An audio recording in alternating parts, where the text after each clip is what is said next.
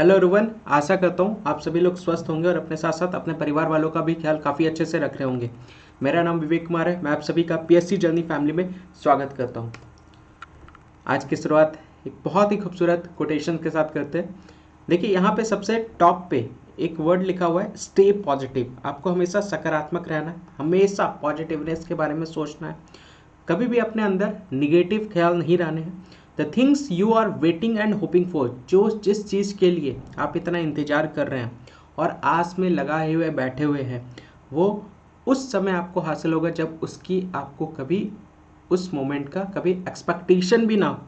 तो ये ध्यान में रखिएगा, हमेशा पॉजिटिव रहिए, अपने लक्ष्य पे फोकस करते हुए रहिए, मेहनत करते हुए चलिए, धैर्य के साथ बढ़ते रहिए इस जर्नी में। और जिस चीज़ के लिए आप इंतज़ार में बैठे हुए हैं, वो चीज़ उस मोमेंट में जब आपको मिलेगा जब आप उसकी कभी एक्सपेक्टेशन भी नहीं रखें। ठीक है, तो ये ध्यान रखते हुए चलेगा, आपको सिर्फ और सिर्फ अपने लक्ष्य की तरफ बढ़ते हुए चलना है। ये ध्यान रखते रखें। तो हमेशा सकारात्मक रहिए, पॉजिटिव रहिए और खुश रहिए और खुशियाँ बांटिए। आइए स्टार्ट करते हैं आज का करेंट अफेयर्स। आज है 15 अप्रैल 2022। सबसे पहला न्यूज़ यहाँ पे आप देख सकते हैं, अहिंसा परमो धर्मा, महावीर के द्वारा ये कथन कहे गए थे। Non violence is the highest moral virtue, यहाँ पे इनके द्वारा कहा जा रहा है, लॉर्ड महावीर के द्वारा। ये ध्यान रख सकते हैं। महावीर जयंती यहाँ पे सेलिब्रेट की गई है। कब सेलिब्रेट की जाती है? तो इसको हर साल हम लोग यहाँ पे सेलिब्रेट करते हैं 14 अप्रैल को। महावीर जयंती जैन धर्म के आध्यात्मिक नेता भगवान महावीर के जन्मदिन को चिन्हित करने के लिए मनाई जाती है। ये इस साल यह आज 14 अप्रैल को पड़ रही है। आप देख सकते हैं 14 अप्रैल को ये बेसिकली सेलिब्रेट किया जाता है, बर्थडे इनका। कहा जाता है कि भगवान महावीर का जन्म जो है वो 599 ईसा पूर्व में हिंदू कैलेंडर के चैत्र महीने के 13वें दिन हुआ था। उनका जन्म स्थान कुंडल ग्राम बिहार है। आप देख सकते हैं ये दोनों क्वेश्चन आपके एग्जाम में पूछा गया है, पीपीएससी के एग्जाम में। ये ध्यान रखिएगा कि इनका जन्म कब हुआ था, महावीर का, भगवान महावीर का जन्म कब हुआ था। तो 599 ईसा पूर्व को हुआ था, बीसी को हुआ था। और दूसरा कहाँ पे हुआ था? तो कुंडाग्राम। यहाँ पे आप देख सकते हैं, ये बेसिकली यहाँ पे इनका बर्थ प्लेस है। ये ध्यान रखते हुए चलेगा। ये दोनों क्वेश्चंस बीपीएससी के प्रीलिम्स एग्जाम में पूछे गए हैं, इसको ध्यान में रखते हुए चलिएगा। ही is also considered the founder of Jainism, यहाँ पे आप जैन धर्म के संस्थापक भी इनको माना जाता है। And was the 24th and last tirthankar of the faith, और वे आस्था के 24वें और अंतिम तीर्थंकार थे। ये ध्यान रख सकते हैं। ठीक है, तो महावीर जयंती 14 अप्रैल को यहाँ पे सेलिब्रेट किया गया है। ये ध्यान रखते हुए चलिएगा। तो ये आज का पहला नंबर न्यूज़। आगे बढ़ते हैं दूसरे नंबर न्यूज़ की तरफ। इस शख्स का नाम मुझे नहीं लगता आप लोगों को बताने की ज़रूरत है, क्योंकि जितना बात बताऊँ इनके बारे में उतना कम यहाँ पे आपको जानने को मिलेगा। ये वो है, सिंपल शब्दों में मैं आपको बता दूं, भारत की जो संप्रभुता है वो उसके निर्माता है। भारत के जो सुप्रीम पावर जो है वो है हमारा संविधान, और ये संविधान के निर्माता है और संविधान के फादर ऑफ इंडियन कॉन्स्टिट्यूशन के नाम से इनको जाना जाता है, जनक जाना जाता है। और उसको तैयार करने के लिए जिस कमेटी का गठन किया गया था, जिसको मसूदा समिति कहते हैं, ड्राफ्टिंग कमेटी के अध्यक्ष भी थे। चलिए, आपका आज का पहला नंबर होमवर्क करें आप लोग। ठीक है, आज का पहला होमवर्क, ड्राफ्टिंग कमेटी जो मसूदा समिति थी ना, उसमें टोटल सदस्य कितने थे, टोटल मेंबर कितने थे, वो आपको बताना है, टोटल मेंबर। और उनके नाम भी मुझे बताने हैं, कमेंट सेक्शन में नाम भी बताना है। ठीक है, टोटल मेंबर एंड नाम भी आपको बताना है। पहला क्वेश्चन, डेली बेसिस पे मैं आपको क्वेश्चंस दे रहा हूं और क्वेश्चंस आप लोग करें, क्वेश्चंस को सॉल्व आप लोग करते हुए चले। ये ध्यान रखिएगा, क्वेश्चन सॉल्व करें। बहुत कम लोग क्वेश्चन सॉल्व कर रहे हैं, तो एक्सपेक्टेशन सबसे रहती है, इतने लोग वीडियोस देखते हैं लेकिन क्वेश्चंस का आंसर नहीं देते। मुझे क्वेश्चंस का आंसर सबसे चाहिए। जैसे कल के डेट में जो मैंने क्वेश्चंस पूछा था, उसमें जो आंसर्स आए थे, उसमें आंसर्स आए थे वो आए थे पूजा कुमारी के द्वारा, पूजा कुमारी, रमन कुमार के द्वारा आया था, सागर राज के द्वारा, नीतू कुमारी, खुशबू चौधरी, बबीता सैनी। बस इन्हीं लोगों के द्वारा यहाँ पे बेसिकली आंसर्स आ रहे हैं। तो कल के डेट में इन्होंने आंसर दिया था, तो मुझे सबसे एक्सपेक्टेशन है सभी लोग आंसर करें। ये ध्यान रखते हुए चलेगा। ठीक है, तो ड्राफ्टिंग कमेटी के टोटल मेंबर कितने थे और सबके नाम मुझे चाहिए, ये ध्यान में रखिएगा। ठीक है, तो कल 131वां बर्थ एनिवर्सरी यहाँ पे सेलिब्रेट किया गया भीमराव अंबेडकर जी का 14 अप्रैल 2022 को जयंती के रूप में यहाँ पे 131वां 14 अप्रैल को यहाँ पे हर साल यहाँ पे बर्थ एनिवर्सरी मनाया जाता है बी आर अम्बेडकर जी का। ये ध्यान रखिएगा 1891 में इनका जन्म हुआ था। ये उनका जन्म जो हुआ था वो 14 अप्रैल 1891 में हुआ था। उन्होंने भारत के वित्त आयोग की स्थापना की थी। इन्होंने फाइनेंस कमीशन का भी स्थापना इनके द्वारा किया गया था। He is also known as the father of Indian constitution. उन्हें भारतीय संविधान के जनक पिता के रूप में भी जाना जाता है। He served as the first minister of law and justice of India. आप देख सकते हैं उन्हें 29 अगस्त 1947 से 24 जनवरी 1950 तक भारत के पहले कानून और न्याय मंत्री के रूप में इन्होंने कार्य किया है। ये ध्यान में रख सकते हैं। He served as the first minister of law and justice of India from August 29 to 1947 to January 24 1950। ये ध्यान रख सकते हैं। तो 131वां birth anniversary doctor Bhimrao Ambedkar Jayanti का यहाँ पे सेलिब्रेट किया गया 14 अप्रैल को। ठीक है, याद रहेगा वित्त आयोग की स्थापना इन्हीं के द्वारा की गई है। जनक माना जाता है। ये क्वेश्चन पूछा जाता है कि भारतीय संविधान के जनक किनको कहा जाता है। यहाँ से प्रीलिम्स में क्वेश्चन पूछा जाता है, तो ये ध्यान रखिएगा। बहुत बार ये क्वेश्चन पूछा गया है और ड्राफ्टिंग कमेटी के अध्यक्ष के रूप में भी यानी हेड के रूप में भी ये क्वेश्चन आपके एग्जाम में पूछा गया है। तो right answer doctor B R Ambedkar. ठीक है, तीसरे नंबर यहाँ पे न्यूज़ की तरफ बढ़ते हैं। 4 फेस्टिवल आपको यहाँ पे देखने को मिल रहा है। बैसाखी हो गया, बिहू हो गया, है ना। तो ये सारे फेस्टिवल यहाँ पे चारों फेस्टिवल बैसाखी, बिशु, रंगोली बिहू, नबा परसा, वैसखाड़ी एंड पुठांडू पिराप्पू। यहाँ पे आप देख सकते हैं 14 अप्रैल को मनाए जाने वाले त्यौहार बैसाखी, बिशु, रंगोली, बिहू। यहाँ पे आप देख सकते हैं ये मनाया जाता है त्यौहार। और त्यौहार बैसाखी, विशु, रंगोली बिहू, रोंगाली बिहू, नबास परसा, वैसाखड़ी और पुथंथु पिराप्पू 14 अप्रैल 2022 को मनाए जा रहे हैं। यह देश के पूर्वी, उत्तरी और दक्षिणी भागों में मनाए जाने वाले वर्ष के पहले फसल उत्सव है। बैसाखी पंजाब और हरियाणा में मनाई जाती है। तो ये बेसिकली बैसाखी जो त्यौहार है वो कहाँ पे मनाया जाता है, ये पंजाब और हरियाणा का बेसिकली ये त्यौहार है, देख सकते हैं। और विशु जो त्यौहार आप यहाँ पे देख सकते हैं, विशु त्यौहार बेसिकली केरल में मनाया जाता है। कुछ हिस्से कर्नाटक में भी इसको सेलिब्रेट किया जाता है। बिहू जो है वो असम में सेलिब्रेट किया जाता है, ये ध्यान रखिएगा।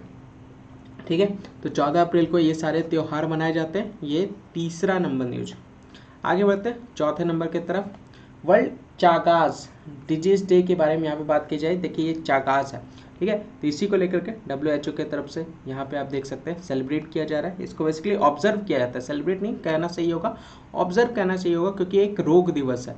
ठीक है, चगास, विश्व चगास रोग दिवस 14 अप्रैल को यहाँ पे सेलिब्रेट किया जाता है। हर साल विश्व चगास दिवस के रूप में मनाया जाता है।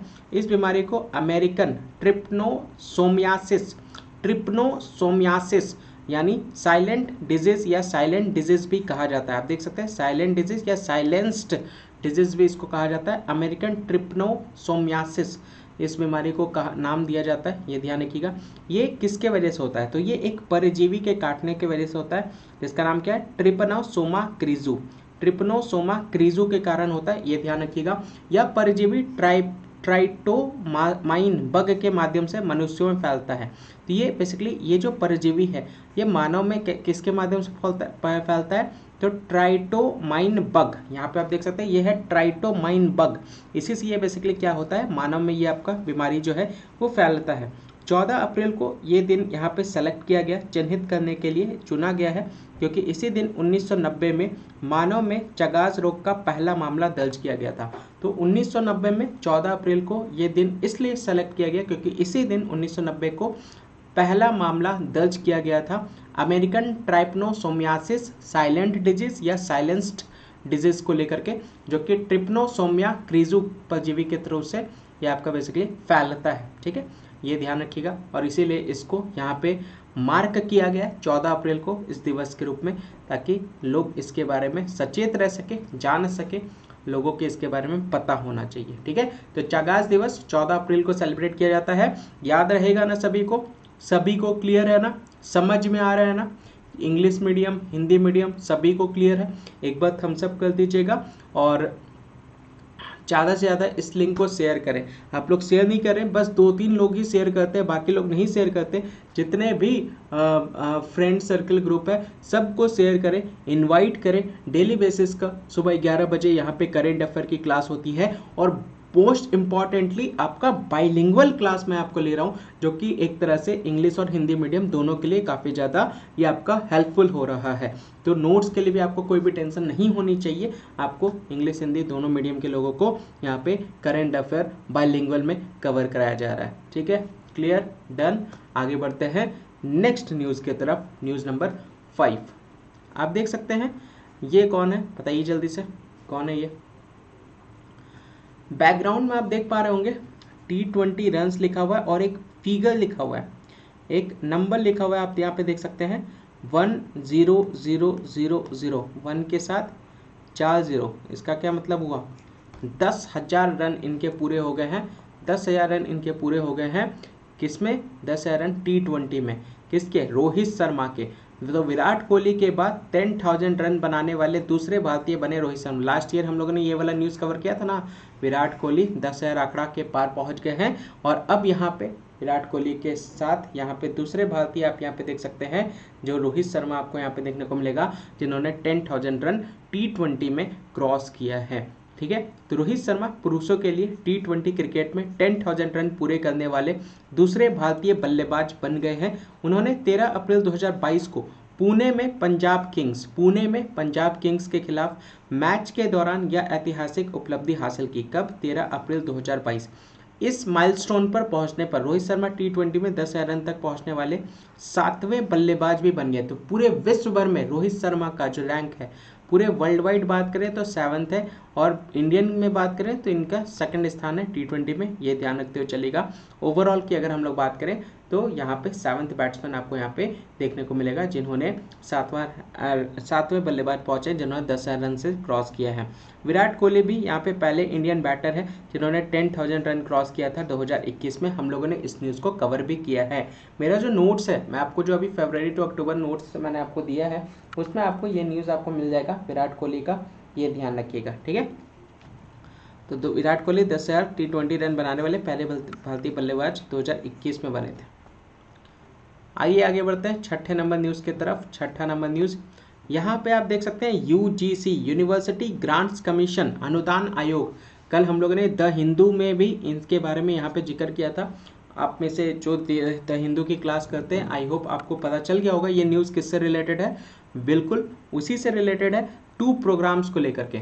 यहाँ पे आप देख सकते हैं 2 एकेडमिक प्रोग्राम्स को एक साथ यहाँ पे परस्यू किया जा सकेगा स्टूडेंट्स के द्वारा। UGC ने 2 शैक्षणिक एकेडमिक प्रोग्राम्स को आगे बढ़ाने के लिए दिशा निर्देश जारी कर दिए हैं। यहाँ पे विश्वविद्यालय अनुदान आयोग ने 13 अप्रैल 2022 को एक साथ 2 शैक्षणिक कार्यक्रमों को आगे बढ़ाने के लिए दिशा निर्देश जारी किए हैं। आप देख सकते हैं 2 एकेडमिक प्रोग्राम्स को यहाँ पे आगे बढ़ाने के लिए इनके तरफ से गाइडलाइन जारी किया गया है।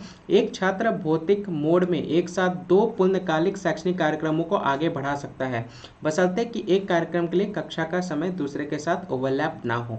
आप देख सकते हैं, a student can pursue 2 full time academic programmes simultaneously, मतलब एक साथ 2 एकेडमिक प्रोग्राम को परस्यू कर सकता है, ऑप्ट कर सकता है फिजिकल मोड में।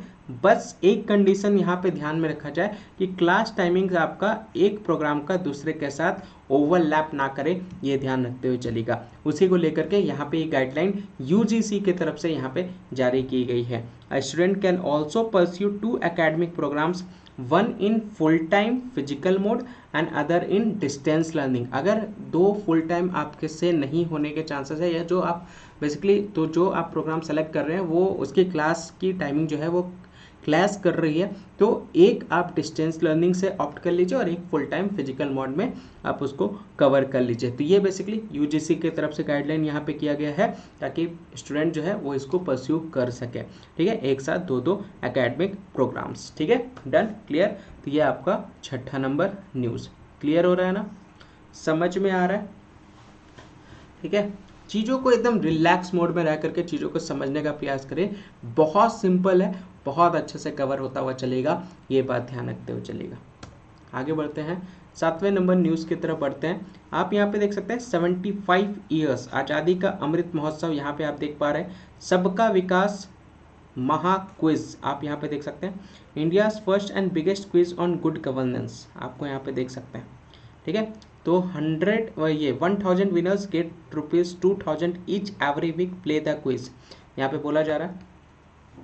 तो सबका विकास महाक्विज सीरीज लॉन्च किया गया सरकार की तरफ से। यहाँ पे इलेक्ट्रॉनिक और सूचना प्रौद्योगिकी मंत्रालय सबका विकास महाक्विज सीरीज का आयोजन कर रहे हैं। प्रश्नोत्तरी का उद्देश्य प्रतिभागियों को विभिन्न योजनाओं और पहलों और लाभों का लाभ उठाने के बारे में जागरूक करना है। ठीक है, ये पहला क्विज जो है जो कि 14 अप्रैल 2022 को यहाँ पे लॉन्च किया गया है प्रधानमंत्री गरीब कल्याण अन्न योजना के तहत। किसके मिनिस्ट्री के अंदर में? तो यहाँ पे ministry of consumer affairs food and public distribution के अंतर्गत। तो 14 अप्रैल 2022 को शुरू की गई पहली प्रश्नोत्तरी उपभोक्ता मामले खाद्य और सार्वजनिक वितरण मंत्रालय के तहत प्रधानमंत्री गरीब कल्याण अन्न योजना है, ये ध्यान रखते हुए चलेगा। तो उसी को लेकर के यहाँ पे ये इसको लॉन्च किया गया है। ठीक है, क्लियर, महाक्विज सीरीज। आइए आगे बढ़ते हैं।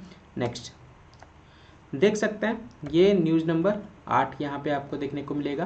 न्यूज़ नंबर 8, ठीक है, क्या कह रहे हैं? ऑनरेबल प्राइम मिनिस्टर, यहाँ पे आप देख सकते हैं honourable prime minister Shri Narendra Modi will inaugurate प्रधानमंत्री संग्रहालय, यहाँ पे न्यू दिल्ली में देखने को मिलेगा 14 अप्रैल को।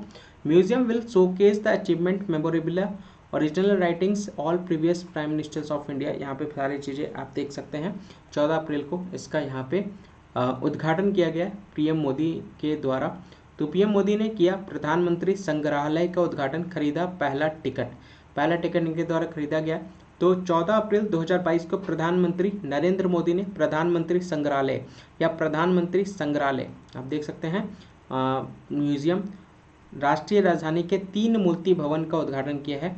द नेशनल कैपिटल्स 3 मूर्ति भवन का यहाँ पे इनके द्वारा उद्घाटन किया गया, जिसे प्रधानमंत्री संग्रहालय के रूप में पुनर्निर्मित किया गया। इसे 21 अप्रैल 2022 को जनता के लिए खोल दिया जाएगा। 21 अप्रैल को ये आपका खोल दिया जाएगा। ये फैसिलिटी जो है वो यहाँ पे आप देख सकते हैं। सुविधा में 43 दीर्घाएँ भी हैं, 43 गैलरीज है। स्वतंत्रता संग्राम और भारत के संविधान के निर्माण पर प्रदर्शित होती है ये आपका संग्रहालय। फ्रीडम स्ट्रगल के बारे में और किस तरह से हमारे संविधान का निर्माण हुआ है उसके बारे में यहाँ पे पूरी तरह से जिक्र किया गया प्रधानमंत्री संग्रहालय में, ये ध्यान रखते हुए चलेगा। ठीक है, क्लियर। ये 8वां नंबर न्यूज़। 9वें नंबर न्यूज़ की तरफ बढ़ते हैं। बहुत इंपॉर्टेंट पर्सनैलिटी हैं, ये ध्यान रखिएगा। बहुत इंपॉर्टेंट पर्सनैलिटी, लीडर एक तरह से हैं, ये ध्यान रखिएगा एक कम्युनिटी के। और वो कम्युनिटी कौन सी है? मिनॉरिटीज़, अल्पसंख्यक। इनका नाम क्या है? इनका नाम इकबाल सिंह है। आप देख सकते हैं एस इकबाल सिंह लालपुरा ने अध्यक्ष NCM के रूप में कार्यभार ग्रहण यहाँ पे किया है। आप देख सकते हैं NCM की बात यहाँ पे कही जा रही है। NCM national commission for minorities. आप देख सकते हैं सरकार ने पंजाब कैडर के सेवानिवृत्त IPS अधिकारी इकबाल सिंह लालपुरा को राष्ट्रीय अल्पसंख्यक आयोग के अध्यक्ष के रूप में फिर से नियुक्त किया है। वह इससे पहले पंजाब पुलिस के उप महानिरीक्षक DIG के पद से सेवानिवृत्त हुए थे, तो रिटायर हुए थे। इसके पहले वो डिप्टी इंस्पेक्टर जनरल DIG के रूप से पंजाब पुलिस से, ये ध्यान रखिएगा। उन्हें पहली बार सितंबर 2021 में अध्यक्ष के रूप में नियुक्त किया गया था। तो he was first appointed as the chairman in September 2021। अब यहाँ पे ये चेयरपर्सन आपको यहाँ पे देखने को मिलेगा नेशनल कमीशन फॉर माइनॉरिटीज़ के लिए, देख सकते हैं चेयरपर्सन के रूप में इन्होंने कार्यभार संभाला है। ठीक है, he served as the senior superintendent of police of Amritsar rural Kapurthala and Tarn Taran district. उन्होंने अमृतसर ग्रामीण कपूरथला और तरन तारण जिलों में वरिष्ठ पुलिस अधीक्षक के रूप में इन्होंने कार्य किया है, ये ध्यान रख सकते हैं। ठीक है, क्लियर। तो याद रहेगा सभी लोग को जो मिनॉरिटीज़ है ना, minorities national commission for minorities की बात जो यहाँ पे कही जा रही है वो कौन है? यहाँ पे एस इकबाल सिंह आपको यहाँ पे देखने को मिलेगा जिन्होंने चार्ज को ग्रहण किया है। ठीक है, आगे बढ़ते हैं। News number 10। न्यूज़ नंबर 10 यहाँ पे government of India ministry of Panchayati Raj. चलिए homework number 2। Homework number 2 minister बताना है पंचायती राज मंत्रालय के। मिनिस्टर कौन है? मंत्री कौन है? पंचायत राज मंत्रालय के मंत्री कौन है ये आपको बताना है। पंचायती राज दिवस किस दिन सेलिब्रेट किया जाता है? दिन बताना, डे बताना, किस दिन सेलिब्रेट किया जाता है पंचायती राज दिवस। और त्रिस्तरीय प्रणाली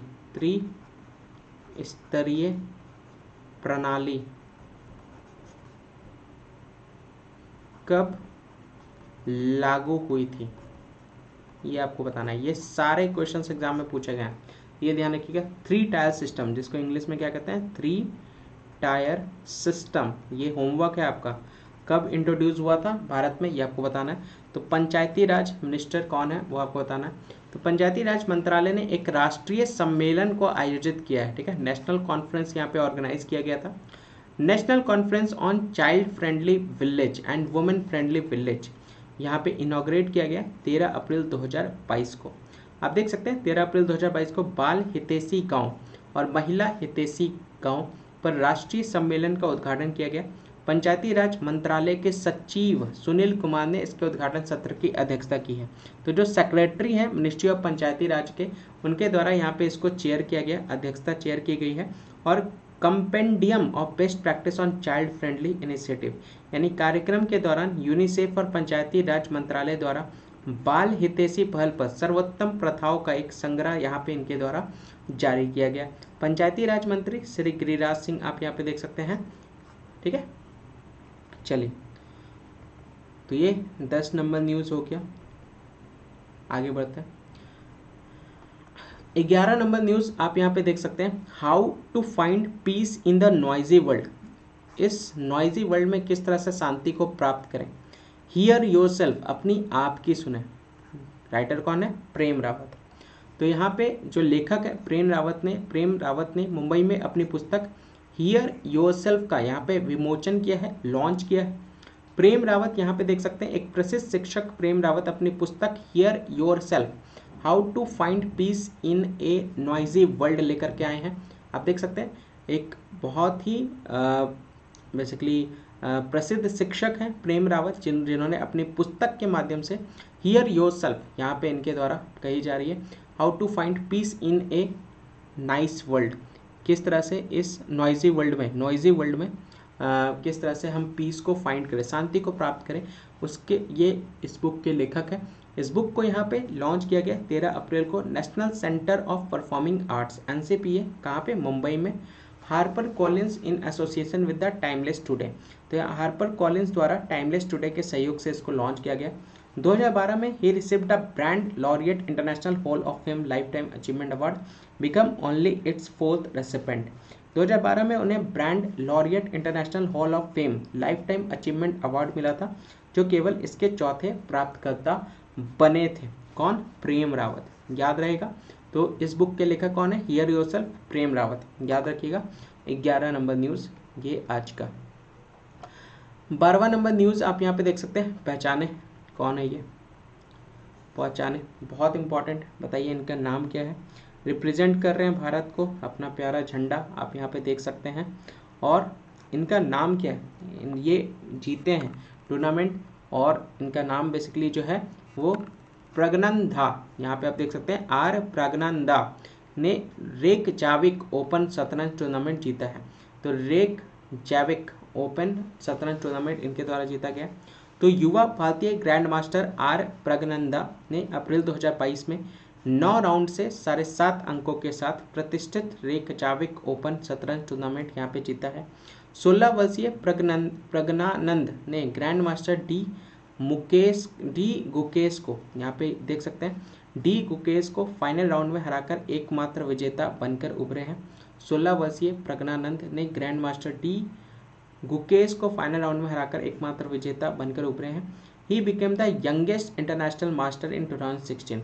आप देख सकते हैं 2016 में 10 साल 10 महीने 19 दिन की उम्र में सबसे कम उम्र के अंतर्राष्ट्रीय मास्टर यहाँ पे बने हैं। He became the youngest international master in 2016 at the age of 10 years, 10 months and 19 days। आप यहाँ पे देख सकते हैं सबसे कम उम्र के अंतर्राष्ट्रीय मास्टर बने हैं, ये ध्यान रखिएगा।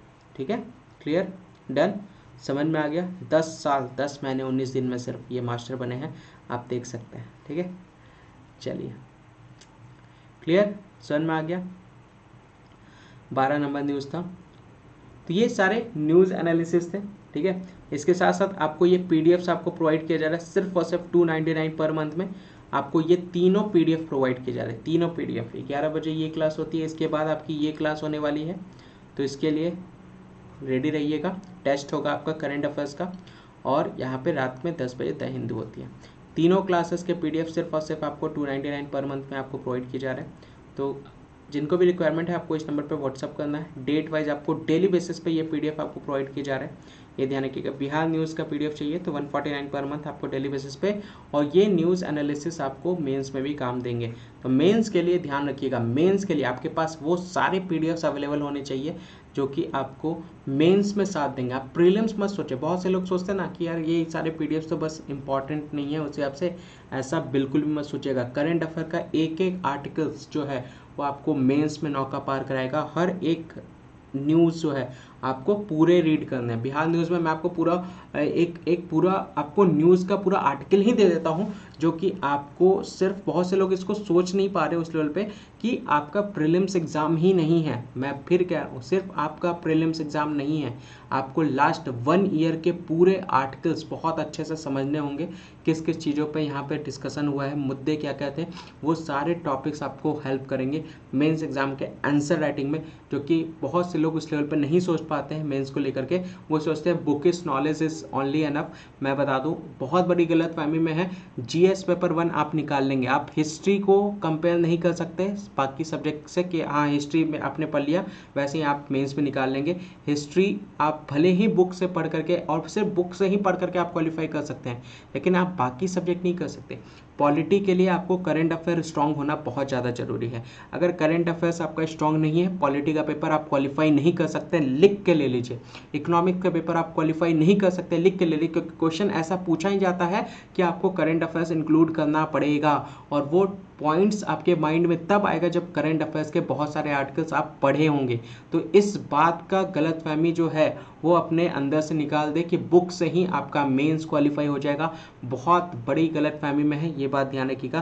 तो जो भी आप समझ रहे हैं GS paper 2 science and tech, उसमें भी करंट अफेयर बहुत ज़्यादा हेल्प करता है। तो करंट अफेयर को आप लाइटली नहीं ले सकते, ये ध्यान रखिएगा। ऊपर से GS पेपर 1 में इंटरनेशनल रिलेशंस भी हैं, तो उसके रिलेटेड बहुत सारे आर्टिकल्स हम लोग द हिंदू में कवर करते हैं। मैं आपको एक तरह से शॉर्ट स्टोरी के रूप में आपको बताता हुआ चलता हूँ कि क्या क्या चल रहा है दुनिया भर में। रिलेशंस 2+2 डायलॉग के बारे में हम लोगों ने डिस्कस किया था, ह्यूमन राइट्स के बारे में डिस्कस किया था, रसिया यूक्रेन वार में जो चीज़ें हो रही है जिसकी वजह से मार्केट डाउन चल रहा है, फिर पाकिस्तान में क्या स्थिति बनी हुई है, फिर श्रीलंका में क्या रिलेशंस हो रखे हैं, हमारा क्या सपोर्ट दिया जा रहा है, कॉन्ट्रीब्यूशन किया जा रहा है। ये सब बहुत अहम रोल प्ले करेगा आपके मेंस पेपर के GS पेपर 1 और GS पेपर 2 को बहुत अच्छे से क्रैक करने के लिए। तो इस बात की गलतफहमी बिल्कुल भी मत रखिएगा। पूरा PDF में आपको प्रोवाइड कर रहा हूँ एक तरह से आर्टिकल्स का। ये द हिंदू तो आपको बहुत सारे लोग कहते हैं कि सर द हिंदू इंग्लिश में है, हम कैसे समझ, अरे क्लास कीजिए ना, PDF से तो कुछ भी नहीं समझ में आएगा।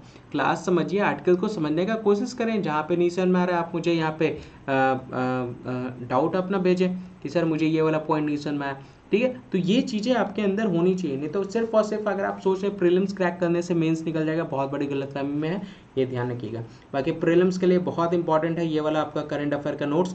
इसको अगर जिनको लेना हो आपको देख सकते हैं, बहुत नॉमिनल प्राइस है। आपको सिर्फ व्हाट्सअप करना है, किसी भी तरह का कोई भी क्वेश्चंस पूछना हो तो आप मुझे यहाँ पे व्हाट्सअप ड्रॉप करें, आपको सारी चीज़ें यहाँ पे गाइड कर दी जाएगी। ज़्यादा से ज़्यादा वीडियो को शेयर करते हुए चले, लाइक कर दीजिएगा अगर पसंद आया तो, चैनल को सब्सक्राइब भी कर दीजिएगा, और अपने फ्रेंड सर्कल में भी ये चैनल के लिंक्स को शेयर करें ताकि वो भी इसका हिस्सा बन सके और करंट अफेयर के लिए उनको 10 जगह घूमना ना पड़े। पूरा नोट्स आपको करंट अफेयर का मेरे प्लेटफॉर्म से आपको मिल रहा है। तो करंट अफेयर इतना इंपॉर्टेंट रोल प्ले करता है आपके एग्जाम में कि कोई भी सब्जेक्ट क्यों ना हो, कहीं ना कहीं वहाँ करंट अफेयर से वो कनेक्टेड है। तो उसके लिए आपको सोचना नहीं पड़ेगा। मेरे नोट्स आप देखें, मेरे नोट्स आप पढ़ें, मेरी क्लासेस अटेंड करें करंट अफेयर के लिए, और कहीं पर भी आपको विजिट करने की ज़रूरत नहीं है, ठीक है। तो वीडियो को लाइक कर दीजिएगा, शेयर कर दीजिएगा, चैनल को सब्सक्राइब नहीं किया है तो सब्सक्राइब कर लीजिएगा, और बेल आइकन पर भी क्लिक कर लीजिएगा ताकि टाइमली नोटिफिकेशन आपके पास मिल सके। मिल रहे हैं हम लोग 11:45 में, टेस्ट है आपका, टाइम से कनेक्ट हो जाएगा। तो आज के लिए इतना ही। जय हिंद, जय भारत।